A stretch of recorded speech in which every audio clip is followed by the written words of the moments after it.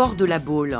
Sur son bateau flambant neuf, Sébastien Rogue prépare la course dont rêvent tous les grands marins, la Route du Rhum. Mais ça, c'est le rendez-vous de 2014. Pour l'heure, ce sont des visiteurs un peu particuliers que le navigateur s'apprête à accueillir. Bonjour tout le monde. Bienvenue à bord de mon bateau GDF Suez. Aujourd'hui, 12 jeunes issus de milieux défavorisés, aidés par la voix de l'enfant, lui rendent visite. Sans cette journée, ils n'auraient peut-être jamais découvert le monde de la voile. À votre avis, le mât il fait combien? 10 mètres. 19 mètres. Le mât culmine à 19 mètres de haut. Le classe 40 GDF Suez, c'est 19 mètres de haut, 12 mètres de long, 4,5 mètres de large, une vitesse de pointe de 50 km/h et 250 mètres carrés de voile.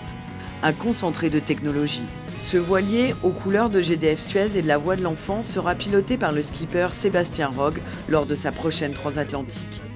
À bord, les jeunes sont très curieux sur la course au large. Certains rêvent même de nouveaux horizons.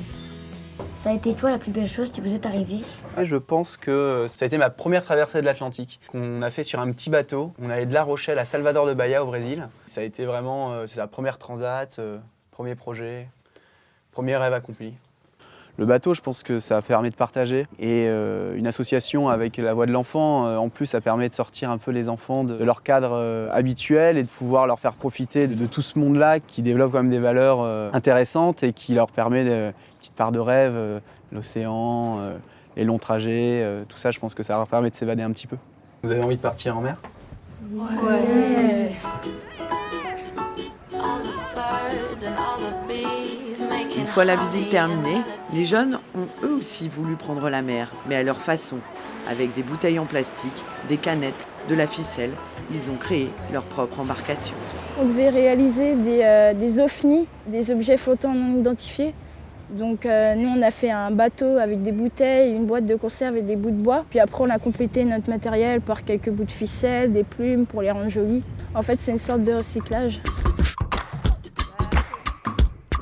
Je pense que les jeunes repartent avec des étoiles dans les yeux, puis derrière de pouvoir créer ces bateaux à base d'objets de récup de tous les jours en fait, de donner de la valeur à des détritus, d'en avoir fait quelque chose de beau, qui a du sens. Il y a plein d'aventures à raconter et je pense que c'est chouette, enfin, c'est ce qu'on essaye de voir, qu'il n'y a pas besoin de partir aux Caraïbes, qu'on peut être sous la pluie à la Baule pour faire des chouettes trucs.